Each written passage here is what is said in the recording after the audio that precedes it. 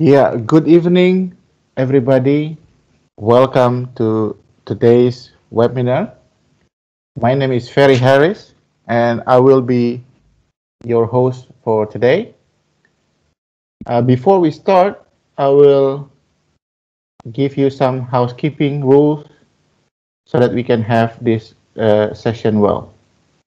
First of all, please make sure that your name appears exactly as how you registered for this webinar. It is very important because of the CPE certification. May I raise a question? How can Sure, I do please. that? Sorry? How can I do that? I'm in Teams on my MacBook and I cannot change the name I appear with. I think what you always or what you can do is try to log in again, and then as a guest, you can type your name manually. Thank you very much. You're very welcome. And then the second one, yeah, this presentation is recorded, and please mute your microphone and then stop sharing your video camera. And then for any questions, please use either raised hand feature or type in the chat box. So for today, our speaker, Aamir Jamil, is very happy to have the questions in the middle of his presentation session. So you don't need to wait until the end. He wants to make this session as interactive as possible. Yeah. So if you have any questions, just put it in chat box or raise your hands, and I will moderate the question and answer session. Okay. So as I mentioned earlier, our speaker today is Aamir Jamil. Aamir is an author and also a speaker at many international conferences. At the moment, Aamir is affiliated with ISACA London chapter. I think Aamir will introduce himself later during his presentation. And for next week, please note that we have another session on Wednesday at the same time, which is 7 p.m. local time, and it's about COVID 2019. The speaker will be John Jasinski from ISACA in United States. So please don't forget to register yourself as well for this session. And again, next week we will have the session at the same time, which is 7 p.m. So without further ado, I will hand over my screen to Aamir. So Aamir, the floor is yours. Good luck. Thank you, Ferry. Let me start the presentation first.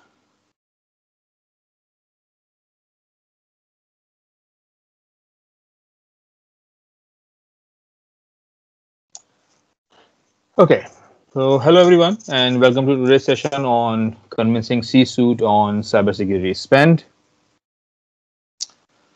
My name is Aamir Jamil, and I'm the director at GRC Simplified Limited UK. GRC Simplified is a specialist cybersecurity and IT governance consultancy firm. For the past 15 years, I have been helping business realize technology benefits and working exclusively with CISOs improving security posture. So today I am sharing with you my experience I gained in my interactions with boards and executive management as well. So today we are looking at cybersecurity from governance standpoint and communicating cyber risk to the board without getting them overwhelmed or paralyzed. So as the title suggests, convincing C-suite on cybersecurity spending, there is a lot of comments I have heard from CISOs or even CIOs as well when it comes to securing budget for IT related initiatives that it is difficult to convince executive management on cybersecurity spend or IT spend. So based on my experience, I can list down three main issues or reasons, I can say, which give rise to this notion or this understanding. Number one, CISOs do not speak business language. And number two, CISOs do not share big picture with the management. That's why they are reluctant in approving any investment proposal. And CISOs, number three, CISOs do not report progress appropriately. So to address these three issues, I have arranged this session as follows. There will be three parts. First, we will be talking about preparing for the boardroom. Then we will be talking about security program governance, and at the end, progress monitoring. Okay. So to keep this session as interactive as possible, please keep asking questions throughout the session. Don't wait till the end of the session. So let's start with boardroom preparations. So I would like to clarify one thing before we start, that although the title refers to convincing C-suite, usually the CXOs or CEOs or CFOs or COOs in your organization, but our discussion covers board of directors and different committees established at the board level as well, because they are the people who are basically approving the cybersecurity budgets, and they are concerned about cybersecurity in the organization.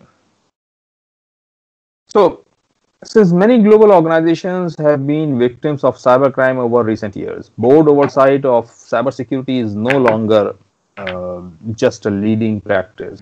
It is a necessity now.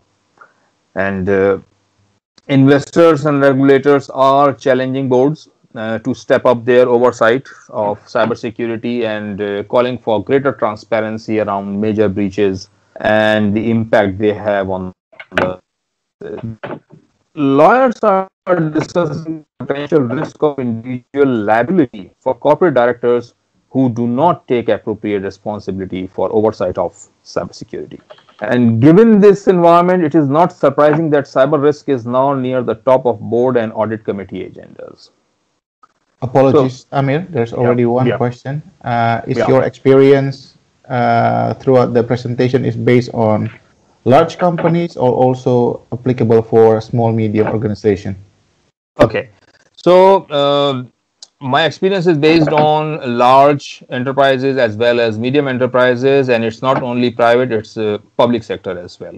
So I have worked with public sector organizations, I have worked with private sector organizations, and it includes large enterprises as well as medium enterprises as well. Okay. Clear. Thank you.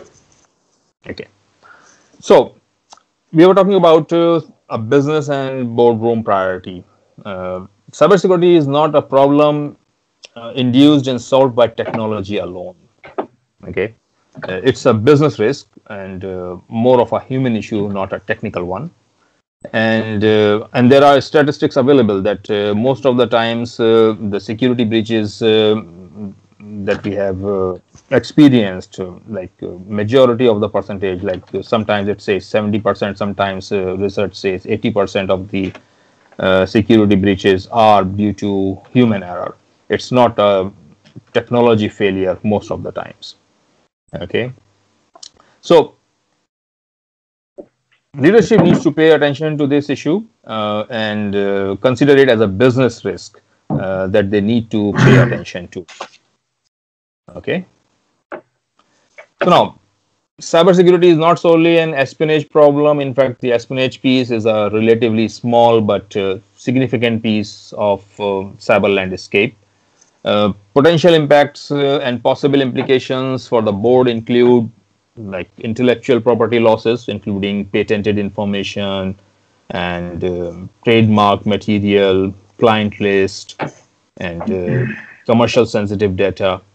Then we have legal expenses, which includes damages for data privacy breaches or compensations for delays, regulatory fines, and the cost associated with the defense mechanism itself. Then we have property losses of stock or information leading to delays or failure to deliver. Then we have reputational loss, where the reputational, which may leads to a decline in market value and loss of goodwill and confidence by customers and suppliers. Then, of course, the time loss and distraction to the business due to investigating how the breach occurred and what information, if any, was lost, keeping shareholders advised and explaining what occurred to regulatory authorities. Okay. Then we have administrative cost to correct the impact, such as restoring client confidence, communications to authorities, replacing property, and restoring the organization's business to its previous level.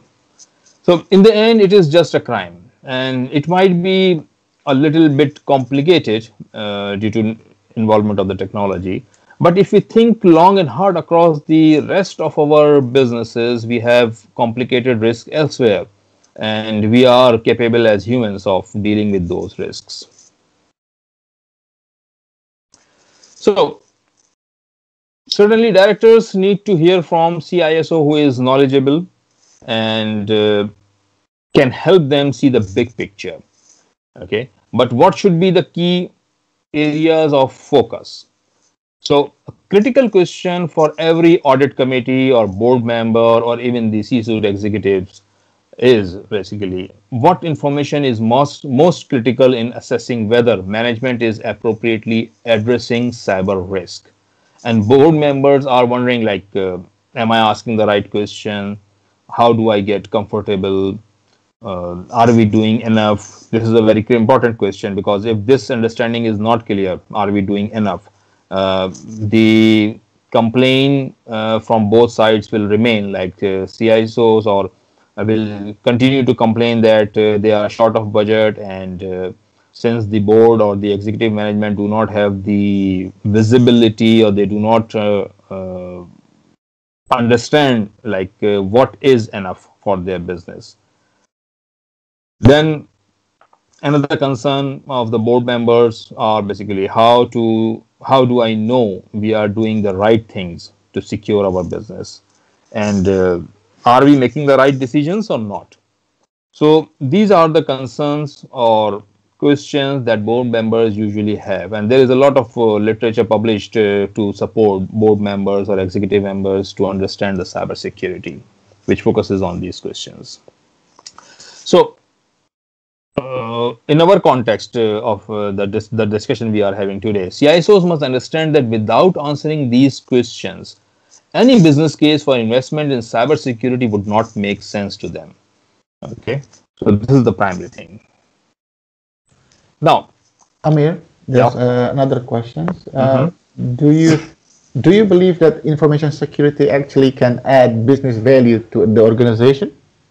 Yes, of course, because you see, like we are living in an information age. Like it's not it's a 21st century. The 20th century was technology age, where technology was developing, and the 21st century is labeled as information age.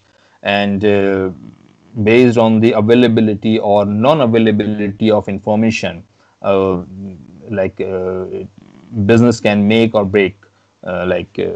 And cybersecurity, since every information technology has become so pervasive in organizations, whether it's a public organization or private organization, medium or small or large organization, you cannot maintain information or you cannot run your business without leveraging on technology. One way or the other, somehow you will be utilizing some piece of technology in your organization, and information is being processed through technology. So information security and cybersecurity is a very prominent threat to the business. And like I have shared with you in the previous slide, like the impacts, potential impacts, it covers like the loss of what you can say, goodwill or the reputation of the organization. That is the most significant impact. If potential customers or your existing customers sees the business as they are not putting enough efforts to secure or keep their information, the customer's information secure, they will stop doing business with the organization. So of course, information security and cyber security is a very critical element, and it adds a value to the business. Thank you. Okay. So now, based on my experience, I can share with you a common dilemma. CISOs are being asked to justify the need for investments in security programs and resources, and business executives review proposed business cases for security investment and commonly ask questions like,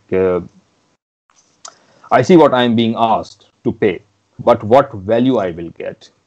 Okay, And usually this is the response from the business executives who are basically evaluating any investment proposal. And on the other hand, in response to this, like CISOs usually complain that the business case I built was comprehensive, but the business executives did not see the value. Okay. Now, most CISOs fail to understand that board members take an overarching and strategic vantage point to ensure the long-term prosperity and survivability of the enterprise. Therefore, gaining attention and being relevant to the board requires placing cybersecurity concerns in the context of business objectives. So, if your proposal is not linked to the business objectives, like how this investment will help business achieve their business objectives, okay, it will be very difficult for the executive management or the board members or the committees created under the board to figure it out by themselves, because they are not the security expert, they are not technology experts. So this is the important part. And to communicate that, CISOs need to learn how to speak the language of the business. And this is what we are focusing on today in our session. Okay.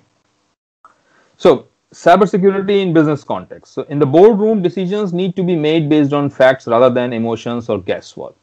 And I have seen many business cases developed for investment in security programs and resources like SIEM solutions or DLP solutions, data loss prevention solutions. And these business cases are like full of vendor supplied content, nothing related to the business.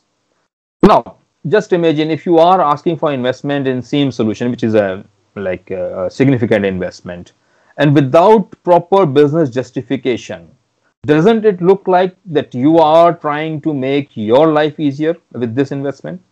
So don't assume that business executives will figure out its importance. Like only the professionals know that how important the SIEM solution or any solution, in fact, is to ensure security in an organization. But the point is, like, if you are not communicating it properly to the business to understand like what is the importance of it, and then there are some other elements that I will be discussing on the next slide as well. Okay, but if the business case is like filled with vendor supplied content, which is basically justifying like what benefits the solution will provide or what are the features of the solution, and you fail as a CISO to link this proposal to the business objectives, like they will not see and they will not be able to figure it out like how it will be beneficial for the business. So business needs clarity on three things, like degree of strategic alignment, like whatever investments they have been asked to make, how it is aligned with the strategy of the organization. Okay, then the expected tangible and intangible business value. Okay, this is very important, and the level of risk incurred in this investment. So it is easier to buy a solution than to bake security into the organization's culture, ethics, and behavior. And most of the times, ad hoc collection of poorly integrated tactical point solutions leave gaps in protection. So executive management must have a clear understanding of what to expect from their information security program. Okay, and when it comes to setting clear expectations, following questions are very important. Like, what are you securing? IT systems or information? Okay, so often the focus of protection has been on the IT systems that process and store the vast majority of information rather than on the information itself. But this approach is too narrow to accomplish the level of integration or process assurance and overall security that are required. Okay, and then if you are securing information, the next question is, what are your crown jewels? Because a great deal of a typical organization's data and information is neither critical nor sensitive, and it is like wasteful to expend substantial resources to protect it. And classification and categorization of data is a daunting task, but extremely crucial.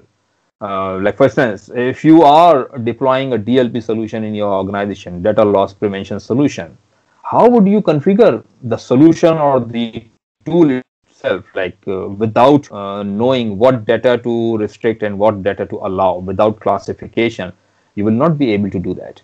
And if you try to configure it without data classification, since you have made an investment in the solution, for sure the product vendor will somehow help you to basically configure it. But I have seen cases many times with my clients that they start what you can say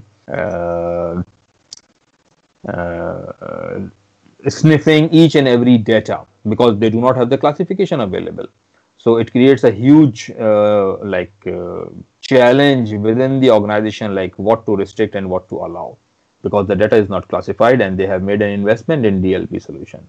And in fact, I have seen in one of my clients, like it was back in 8 years ago or 9 years ago, that they deployed the solution without realizing that they are not prepared, because they experienced a security breach.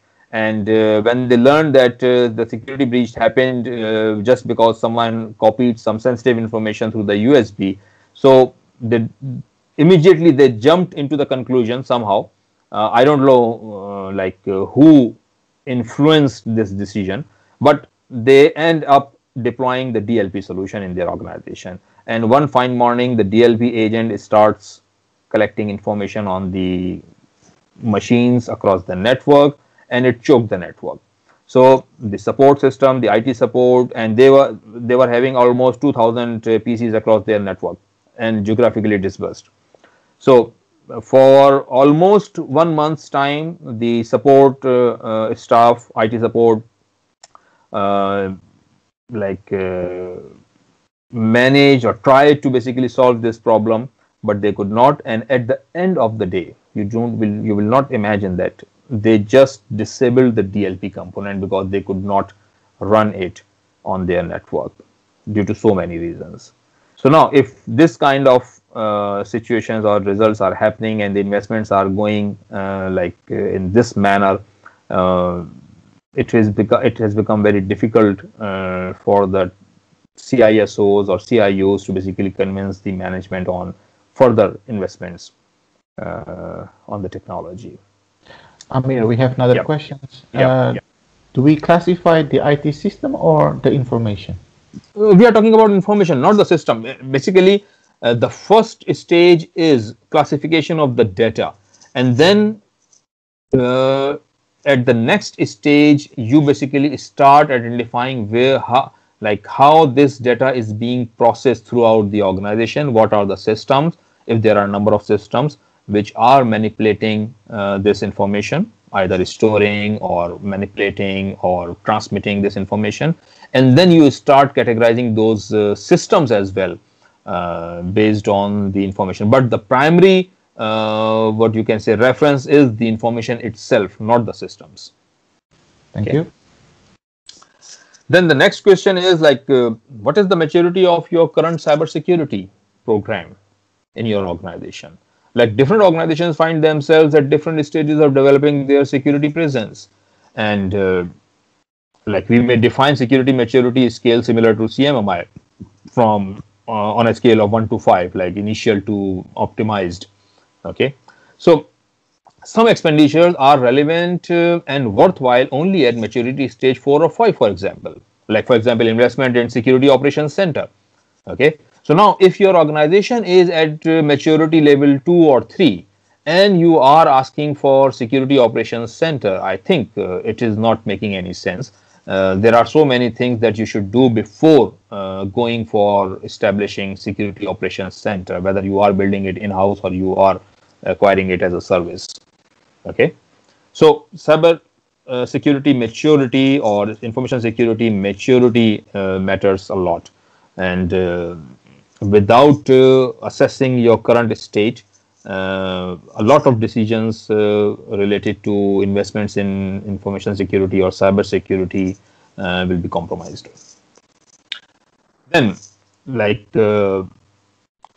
for information security to be effective, it must be aligned more closely with the business than with the technology. Okay. So, is security strategy, if you have any strategy, if you do not have a strategy, that is another problem. But if you have a security strategy, like, is it aligned with organization's business objectives?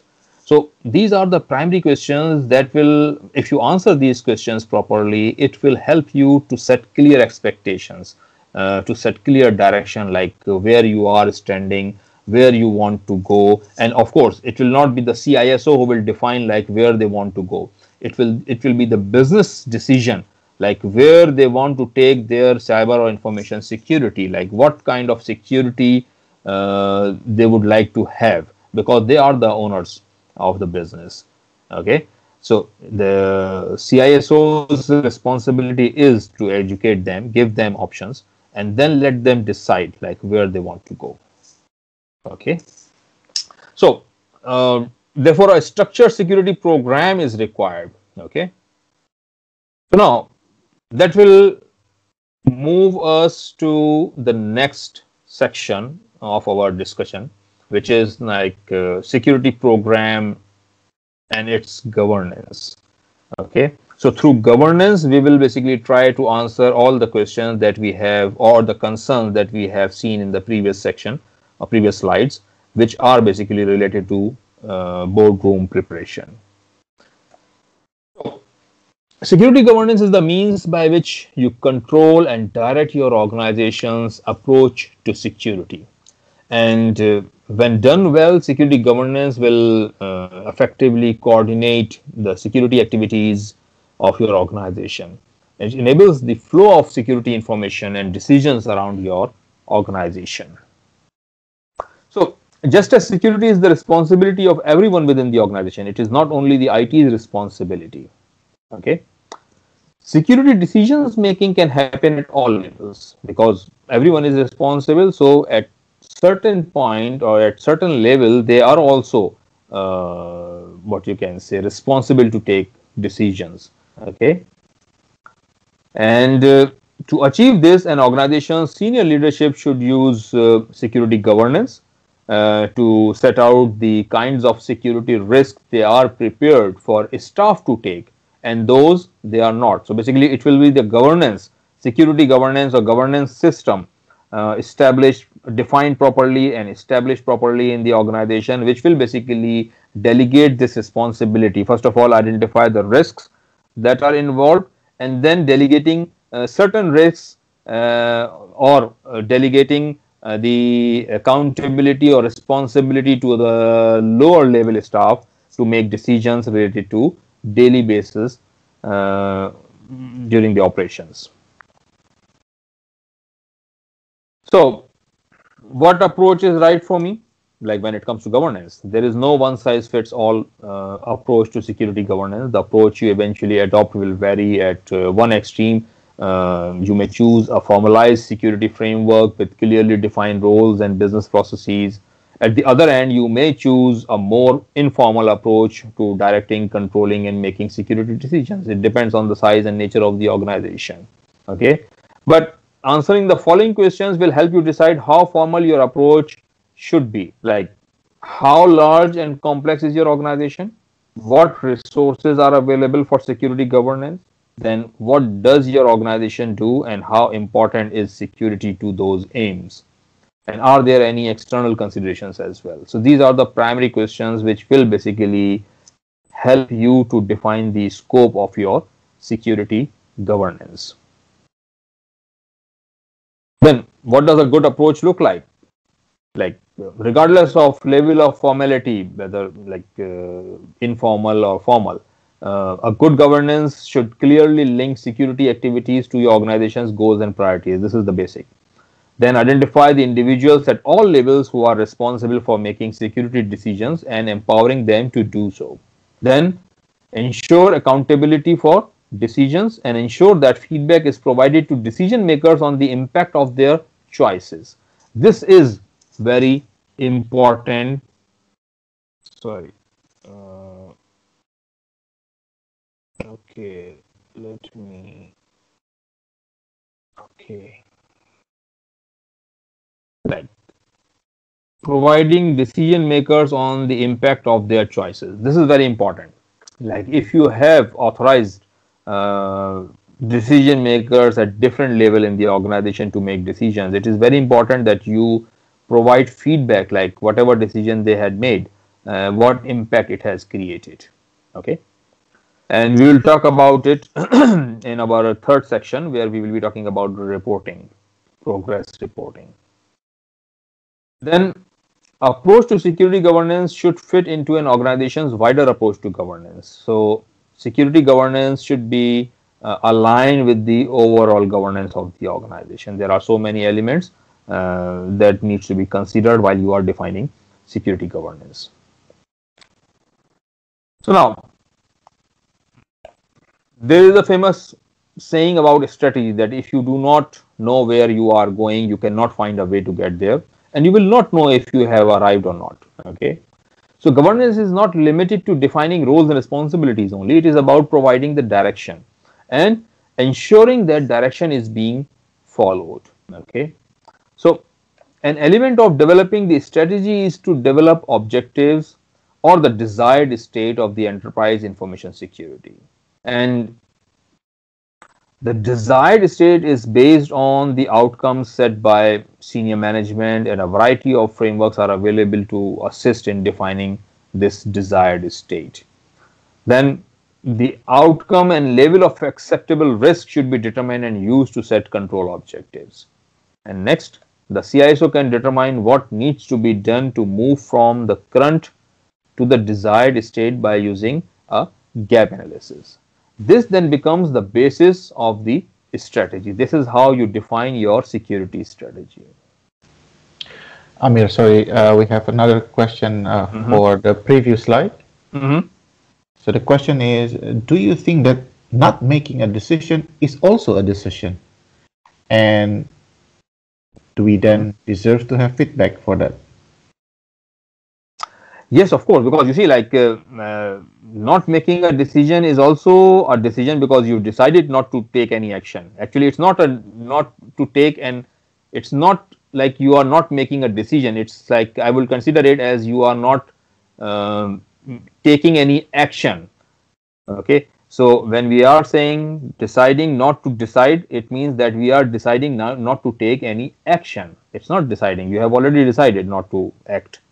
So if you are not acting on certain situation, of course, it's your choice, and you need to be informed whether it is a decision by the board of member or the C-suite executive or the CISO, whoever it is, or even in the staff level. So if someone has not taken any action and decided not to take any action in a particular situation, and it has created an impact on the overall security posture, the person should be informed that because you did not take an appropriate action at the time when it was required, that's why it has become worst. Okay. Thank you. Okay. Now, security program. So, according to Oxford Dictionary, program is a set of related measures or activities with a particular long-term aim. Okay. So, security program encompasses all the projects identified to fill the gaps to reach to the desired state. While we are defining the strategy, we have already identified like what is the current state of the security in the organization, and we have already consulted, we should have already consulted at that stage with the executive management that what are the objectives related to security, how they want to look security implemented in their organization. There should be a consensus. And then what is the gap, like what is the desired state? The desired state will be defined by the goals and objectives set by the executive management. So now there is a current state and then there is a desired state, and if there is a gap in between, you need to fill those gaps. Now the program, the security program will basically encompass all the projects that you have identified to fill those gaps to reach to desired state. Okay, so the purpose of information security program is to execute the strategy and achieve the organizational objectives for acceptable level of risk and business disruptions. Okay, this is the basic objective, the purpose of developing a program. Then the information security program encompasses the entire organization and all the activities that serve to provide protection for the organization's information assets, which is very important. I have seen many organizations who have basically established information security management system, for example, deploying 27001 in their organization as a framework for managing information or cyber security, and they define their scope limited to IT department only. So since we have already identified that we are not what you can say trying to, our objective should not be to secure the IT systems. Our objective should be to secure the information, and it's not that information is only residing in IT. Yes, it is most of the times residing or processed through the IT systems, but there are other departments within the organization where information is being processed. So if you are limiting your scope to IT systems and IT departments only when you are defining the scope of your information security management, then of course you are making a big mistake, because the breach can happen in any other department or function. Aamir, we have another question. Yeah. By the way, Robert Korslot, I think you can ask your question directly, because I'm a bit missed the context. Thank you. Yes, of course, Ken. Well, I'm a cybersecurity officer at various companies and at the 8 graduate school. But a lot of policies don't look further than the upcoming 3, 4, 5, 6 months. But when you project your company in 2023 or 2024, how can you be forward compatible to new cybersecurity threats coming up? Well, the short answer to your question is you will never be able to get ahead of the hackers or criminals. So you should not be concerned about like how could you be ensuring that your security posture will remain up to date and compatible enough or capable enough to basically foresee 3 years or 4 years or 5 years ahead, like what's coming down the road.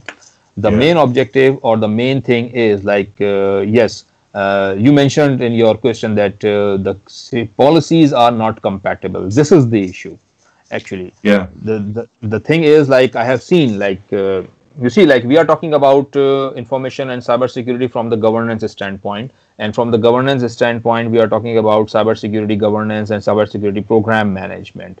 And so far, we have just understood, like, what security governance means and what is the cybersecurity program. So in the absence of these two elements, if any organization is developing security, like for use, most of the times, like organizations opt for implementing ISO 27001 as a framework for information security. Let's take that example as an example.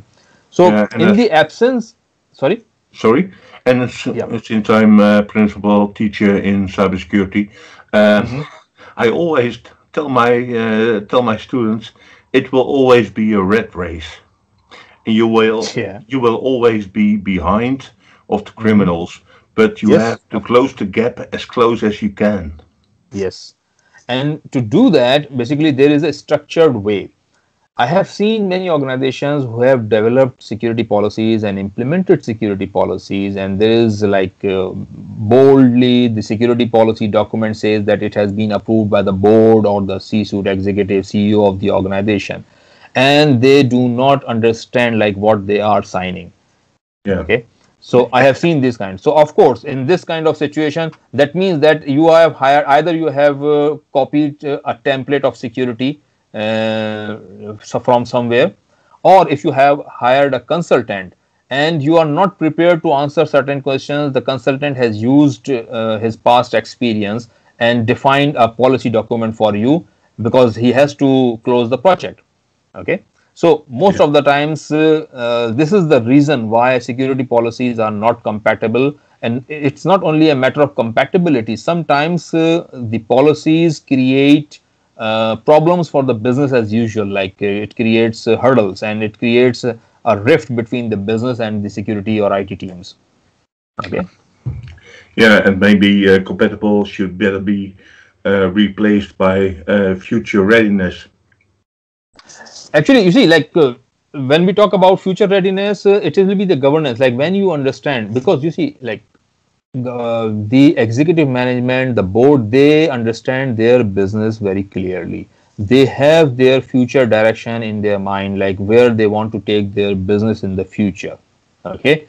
And when they share, and this communication between the business and the security professionals or IT professionals is very crucial. Like if this communication is not happening, the CISO or the CIO will never be able to basically guide the executive management or the business, like what kind of arrangements, whether it's related to the technology, adoption of the technology, or it's related to the arrangement for the security, information or cyber.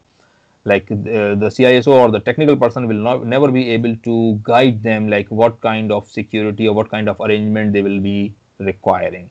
So it is because like when most of the organizations do not foresee like what kind of information security posture they should have in their organization, because the communication between the business and the CISO is not happening, and these two what you can say parties or groups are working in their silos.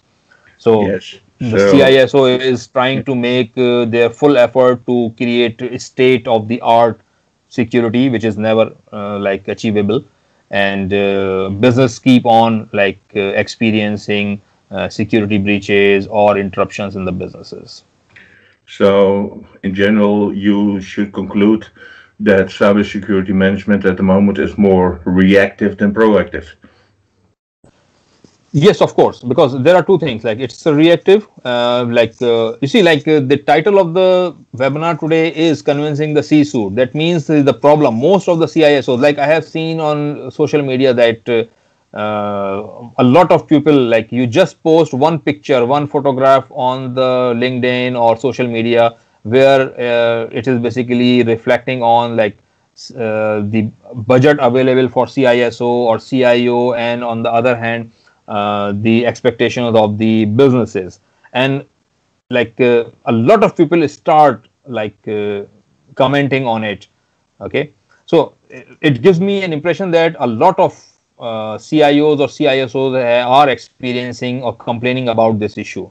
But the real problem is, like, if the business do not understand the complexity or the necessity of the security arrangement, they will never be able to basically make a proper or informed decision. So through proper security governance, through proper communication, we can basically solve this issue. All right. Thank you, Aamir. I think we can continue considering the time. Yeah. Yes.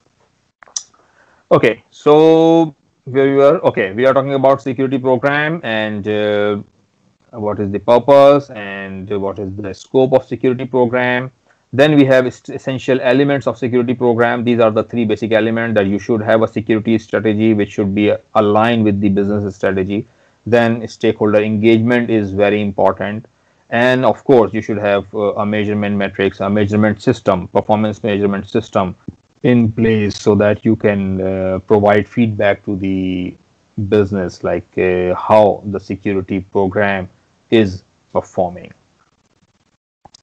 So moving on to the next slide, the security program development process goes like this. Like you need to define security objective, like what are the desired outcomes, how the business like to see security in their organization. Then you perform gap analysis, like what are the gaps. Of course, to perform gap analysis, you need to identify your current state, and then you need to basically identify gaps with the defined security objectives. Then, of course, you need to develop a security strategy to close the gaps. A strategy is basically, there will be so many. It's not only the initiatives. Strategy is not basically the collection of projects or programs or initiatives that you need to take. Strategy is like you will be having constraints, you will be having financial constraints, you will be having human resource constraints, you will be having constraints related to proper skills availability in your organization. So how will you overcome those constraints? That is basically the strategy. It's not only the documentation or collection of projects or initiatives. So you need to develop a strategy like what are the available resources to close those gaps and how you can utilize those resources effectively.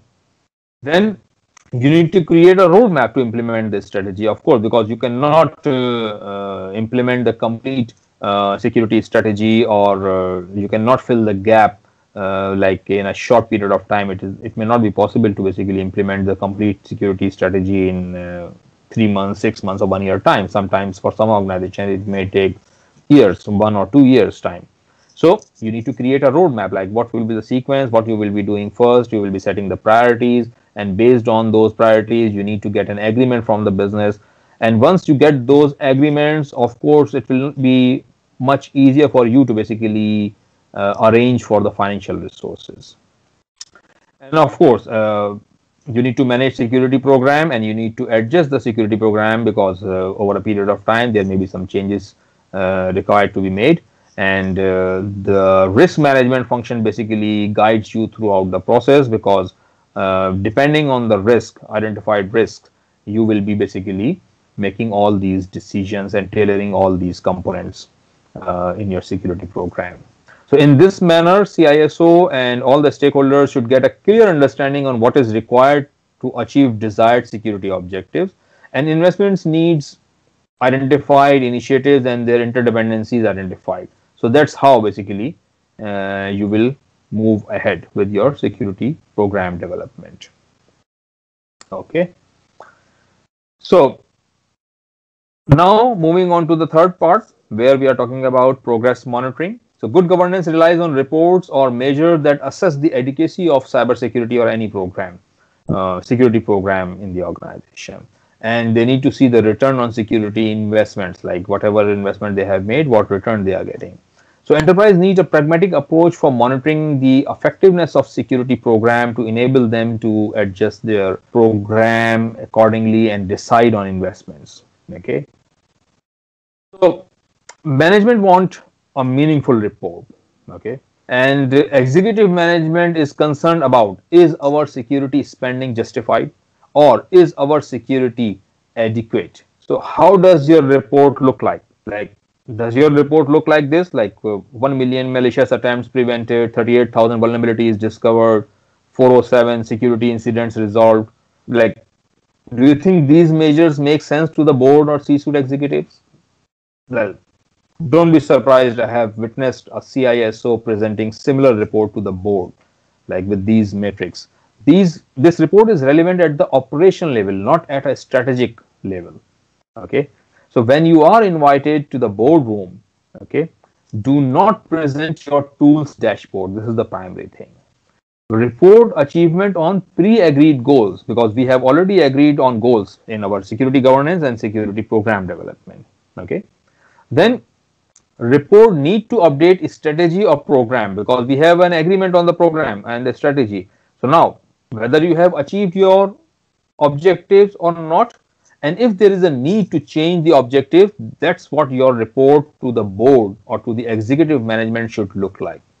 Okay. So in a nutshell, report what you should, not what you can, because it is very easy to copy paste the dashboard from the tools that are available to manage the security or to monitor the network and present it to the executive management. That is not serving the purpose. Okay. So what does a good report look like?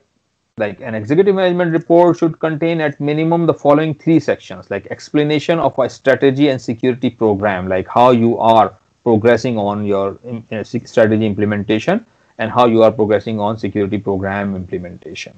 Then operational efficiency of security organization itself and cost of security deliveries. So these are the 3 main components that should be included if you are reporting to the executive management or to the board. And this will only be possible if you have established the governance and security program. If you have not established the security governance, if you have If you have not discussed any goals and objectives of the security, then it will be difficult to present this kind of, to develop this kind of a report.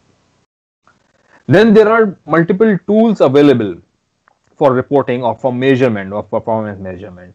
Okay, so management is continuously searching for condensed and timely information to make difficult decisions on value, risk, and control, and to basically quickly make a decision. Okay, and what should be measured and how? Enterprise need an objective measure of where there are and where improvement is required, and they need to implement a management toolkit to monitor this improvement.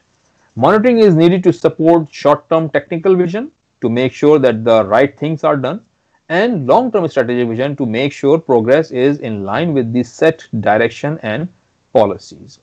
So for short-term technical vision, the tool that we use is a dashboard which uses indicators.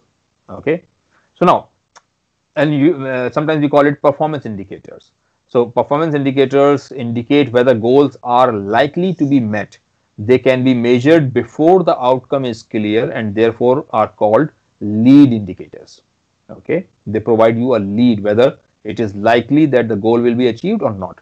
It's, and dashboard serve short-term tactical vision.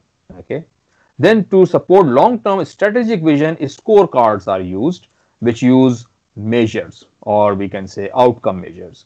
So outcome measures indicate whether the goals have been met. Like these can be measured only after the fact and therefore are called lag indicator. So to explain the difference between the KPI and outcome measures, let me use an analogy. If you are writing an exam, any certification exam, okay, and what will be your primary criteria to pass the exam? Would you like to basically participate in this? Like you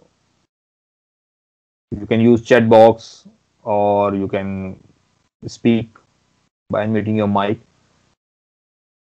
Like if you are writing an exam, any certification exam, what is the primary criteria to pass the exam?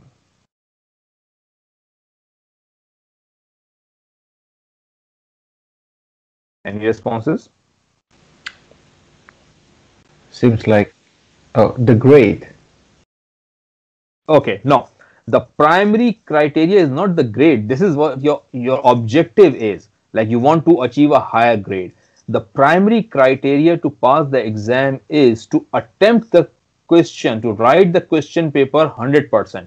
Like if there are 100 questions in the exam paper and you have only attempted 75% of the questions out of 100, you cannot guarantee, it is highly unlikely that you will be able to pass the exam, especially if the passing marks is for somewhere around 75%, because obviously you may have made some mistakes.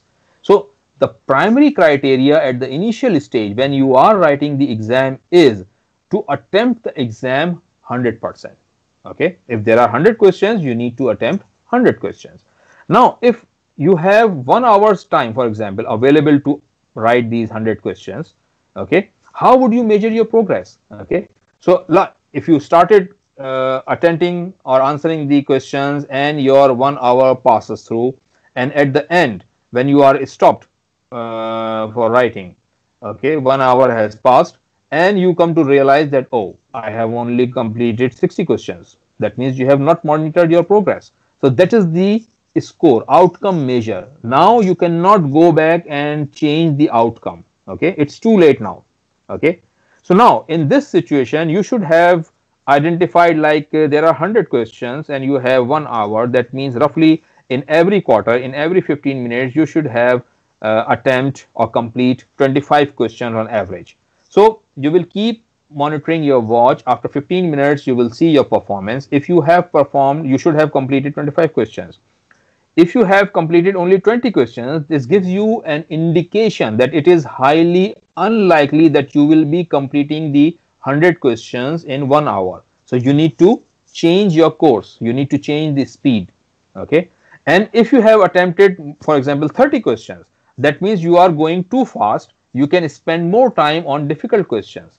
So this is the example of performance indicators, and this is the dashboard where these performance indicators are presented.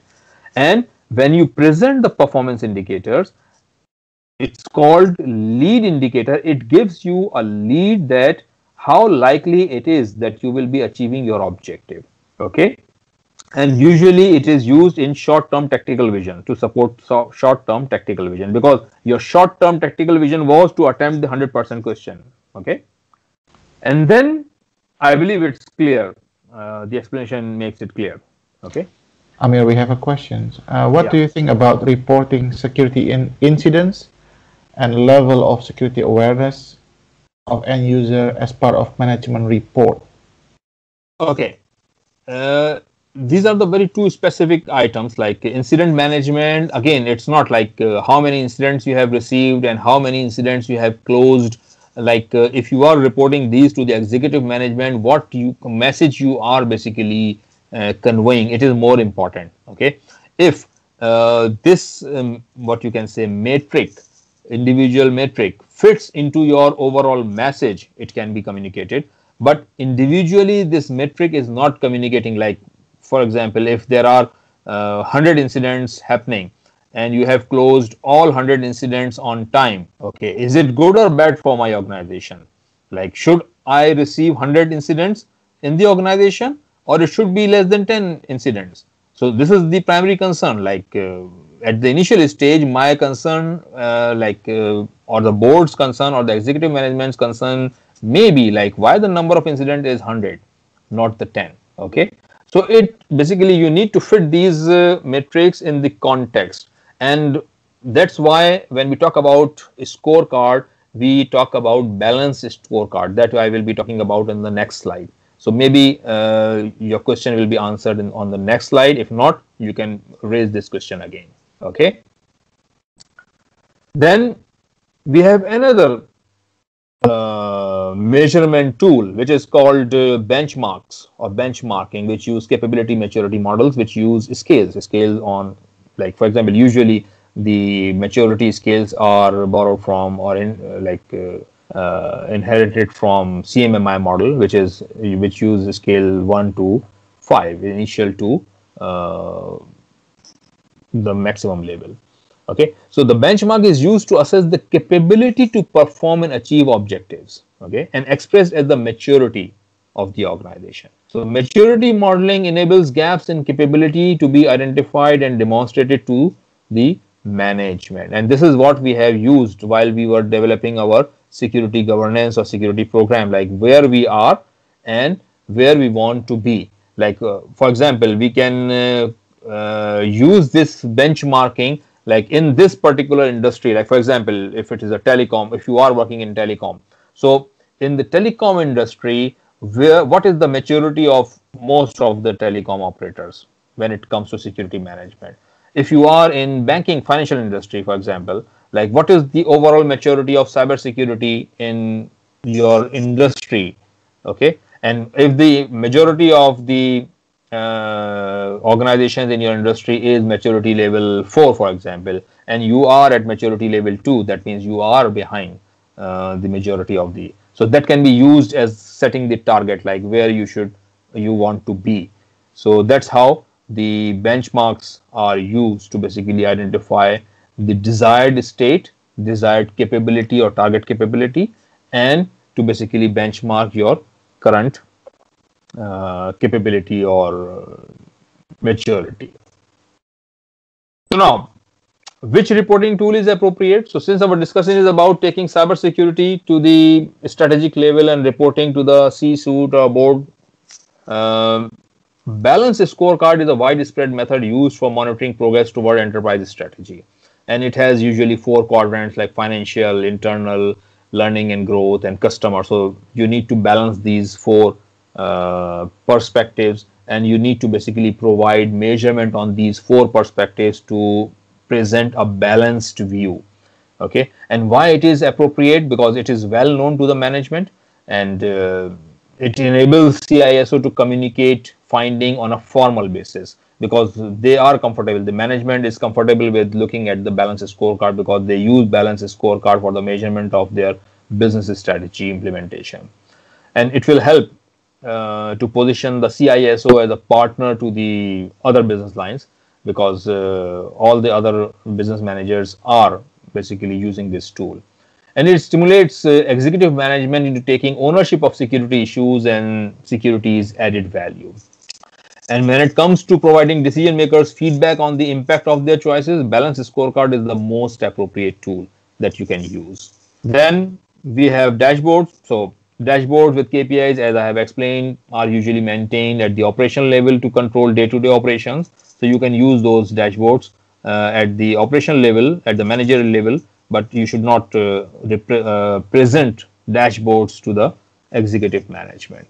Then we have benchmarks, which assess current and desired state and justify basically or convince security spend. This can be used as a justification or to convince security spending if you have all the arrangements in place.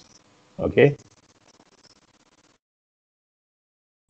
So now, to conclude today's discussion, CISOs need to adopt holistic approach. Okay, and the holistic approach is, as I have shared with you, like you need to identify the current state, you need to agree on objectives, you need to define target state, and you need to develop a security program.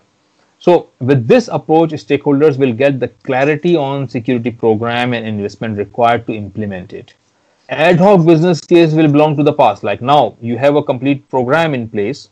Yes, there may be changes required to adjust the security program depending on the changing security landscape or environmental factors, or there are so many factors that will be basically forcing you to change your security program or security strategy. But at least what you have agreed throughout the year or throughout the term, investments may have already been agreed with the business, and you have a straightforward roadmap which you have to implement.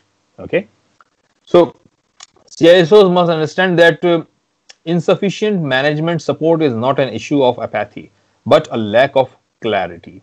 Okay, so and if you adopt a structured approach to security governance and management, even then the support from information security program may still be limited for financial or other reasons. Okay, so it is not a guarantee that if you develop the governance, security governance, and if you develop the security program, then whatever is required, it will be available to you. Basically, CISOs must recognize that these constraints and work to prioritize and maximize the effects of available resources. Okay, and CISOs should improve their communication with C-suite by presenting a proper report to the management or to the board or executives. Okay, so now this brings us to the end of our discussion today. If you have been waiting to ask questions at the end, it's your time now. You can raise your questions. So we have Robert raising hand.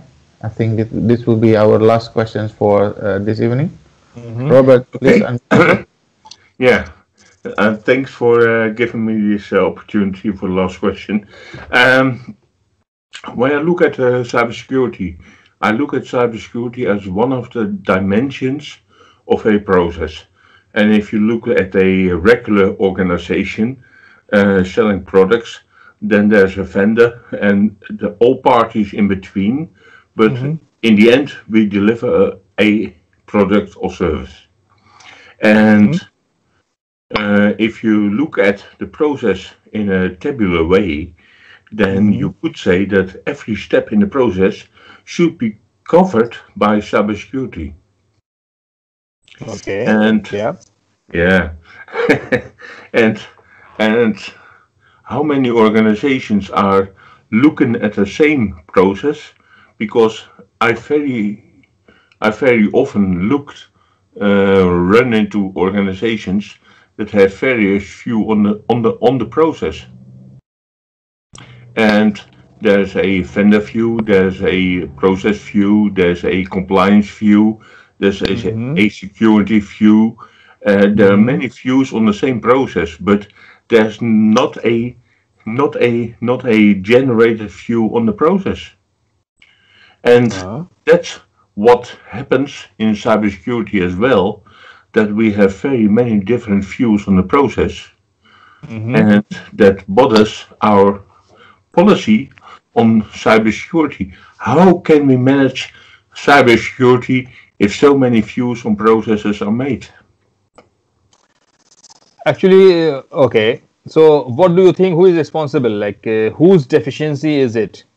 Like, if the view of a cybersecurity view is not being created, or if the cybersecurity is not being what you can say baked into the process itself. Okay, Yeah. that's what like sometimes we use the term like either the cybersecurity is bolted on or it is baked in. Like so, whatever you are saying is basically it looks like the cybersecurity or the security is bolted on the processes or the organization. It is not baked into the organization. Yeah, Okay. and it is not integrated in the enterprise architecture. Yeah. So who is responsible for that? When it's not integrated in the enterprise architecture, it's Mm-hmm. not integrated in the processes, and all functionalities in the organization look from their own perspective to cybersecurity. Very true, actually, and this is what we have been like. Though due to the limitation of the time, so we just touched the topics in this 1 hour session.